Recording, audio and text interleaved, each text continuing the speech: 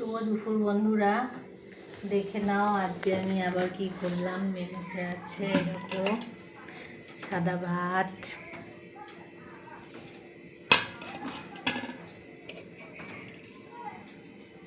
দেখো কলমির শাক ভাজা রসুন দিয়ে কাঁচা লঙ্কা দিয়ে,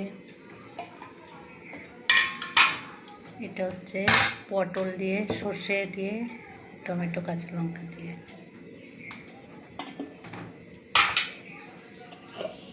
ও আর দেখো উচ্ছে আলু সিদ্ধ করেছি, ভুলে গেছিলাম এটা দেখাতে। এটা সবার প্রথমে দেখানো দরকার ছিল। আর এই দেখো সয়াবিনের ঝোল করেছি আলু দিয়ে।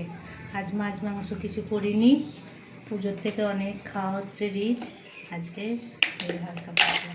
এই যে আমের চাটনিটা আছে, এটা হচ্ছে যে দুপুরের মেনু। ঠিক আছে বন্ধুরা, আবার পরে দেখা হবে। টাটা।